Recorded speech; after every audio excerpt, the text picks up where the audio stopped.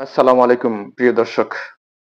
দর্শক, বাংলাদেশের রাজনৈতিক অঙ্গনে আবারও উত্তপ্ত পরিস্থিতি সৃষ্টি হয়েছে। একটি মার্কা অর্থাৎ একটি প্রতীককে ঘিরে।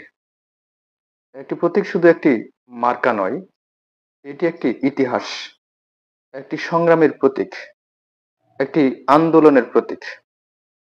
কিন্তু হঠাৎ করেই এই প্রতীক নিয়ে শুরু হয়েছে টানাটানি, হানাহানি, বিতর্ক আর নানান ধরনের প্রশ্ন। একদিকে একটি দল দাবি তুলেছে তারা একটি নির্দিষ্ট প্রতীক পেতে চায়, কারণ সেটাই নাকি তাদের রাজনৈতিক পরিচয়ের সঙ্গে সবচেয়ে মানানসই।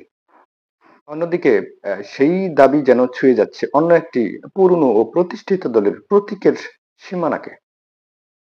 ফলে তৈরি হচ্ছে এক অস্বস্তিকর অবস্থা, যেখানে প্রতীকের প্রশ্নই দুটি রাজনৈতিক দলের মুখোমুখি সাংঘর্ষিক অবস্থান সৃষ্টি হয়েছে। রাজনীতিতে প্রতীক মানে শুধু একটি বুটের চিহ্ন নয়, এটা বিশ্বাসের, ইতিহাসের, আবেগের প্রতীকও। যে প্রতীকের নিচে লাখো মানুষ একসময় রাস্তায় নেমেছিল, আন্দোলন করেছিল, কারাগারে গিয়েছিল, সেই প্রতীককে যদি কেউ প্রশ্নবিদ্ধ করে, তাহলে তার প্রতিক্রিয়া কতটা তীব্র হতে পারে তা সহজেই অনুমান করা যায়। প্রিয় দর্শক, এখন প্রশ্ন হচ্ছে, আহ এই টানাটানির পিছনের উদ্দেশ্য এবং রহস্যটা কি? এটা কি কেবল নির্বাচনের প্রতিযোগিতা, নাকি অন্য কোনো রাজনৈতিক কৌশল? কেন হঠাৎ করে একটি দলের প্রতীক অন্য দলের আলোচনার কেন্দ্রবিন্দুতে পরিণত হয়ে উঠল? রাজনৈতিক বিশ্লেষকরা বলেছেন, আহ, আমাদের দেশে প্রতীক শুধু একটি ভোট নয়, এটি প্রভাবের একটি প্রতীক। যার প্রতীক যত শক্তিশালী, তার উপস্থিতি তত গভীর। আর তাই প্রতীকের প্রশ্ন মানে আসলে ক্ষমতার প্রশ্ন, জনপ্রিয়তার প্রশ্ন। এই পরিস্থিতিতে একটি পুরনো ও প্রতিষ্ঠিত দল প্রশ্ন তুলেছে, আমাদের প্রতীক নিয়ে এত টানাটানি কেন? তারা বলছে, আমরা কারো প্রতীককে হস্তক্ষেপ করিনি, তাহলে আমাদের প্রতীক নিয়ে এত হইচই ও এত আলোচনা কেন? দর্শক, এই প্রশ্নটি শুধু একটি দলের প্রশ্ন নয়, বরং এটি পুরো রাজনৈতিক ব্যবস্থার প্রতিফলন, যেখানে প্রতীকী এখন হয়ে উঠেছে রাজনীতির হৃৎপিণ্ড, এবং সেই হৃৎপিণ্ডে নিয়েই চলছে ক্ষমতার টানাপোড়েন।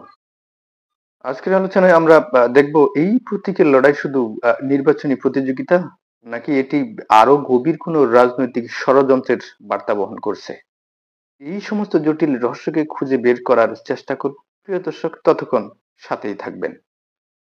প্রিয় দর্শক, আমি এখন যে তথ্যগুলো আপনাদের সামনে তুলে ধরেছি তা প্রকাশ করেছে দৈনিক প্রথম আলো পত্রিকা।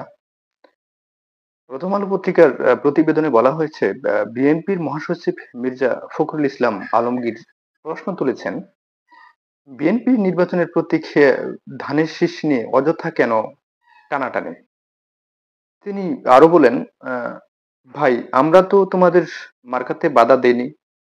তোমাদেরকে, তোমাদের মার্কা দেবে নির্বাচন কমিশন, সেটা নির্বাচন কমিশন সিদ্ধান্ত নেবে। একটা সঠিক কথা বলেছেন তিনি। তিনি আরো যোগ করেন, ধানের শীষ অপরিরুদ্ধ এবং এটিকে থামিয়ে রাখা যায় না।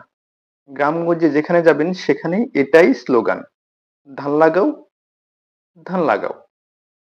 প্রতিবেদনে উল্লেখ করা হয়েছে, আহ, এই বক্তব্য তিনি দিয়েছেন শহীদ নাজির উদ্দিন জেহাদের 35তম শাহাদাত বার্ষিকীর স্মরণ সভায়।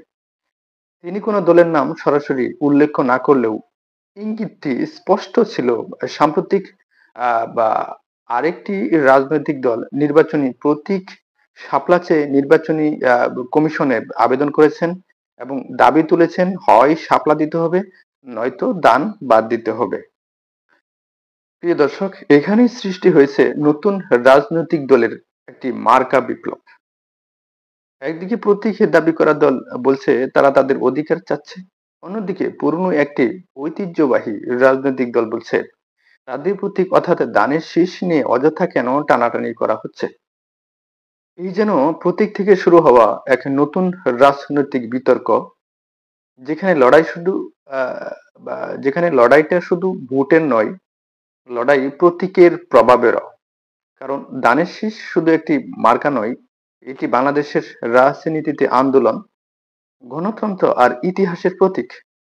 দর্শক, প্রশ্ন এখন একটাই, এই প্রতীকের লড়াই কি শুধু নির্বাচনের পূর্বাভাস, নাকি এটি নতুন রাজনৈতিক অধ্যায়ের সূচনা? সময় বলবে। ধানের শীষের প্রতীক কি আবারও গ্রাম বাংলার মাটিতে জেগে উঠবে, নাকি শাপলার ঢেউ এসে নতুন কোনো তরঙ্গ তুলবে? প্রিয় দর্শক, এখানেই আজকের আলোচনা শেষ করতে যাচ্ছি। যদি ভালো লেগে থাকে লাইক দিন, কমেন্ট করে মতামত জানান, আর চ্যানেলটি সাবস্ক্রাইব করতে ভুলবেন না। আসসালামু আলাইকুম। খোদা হাফেজ।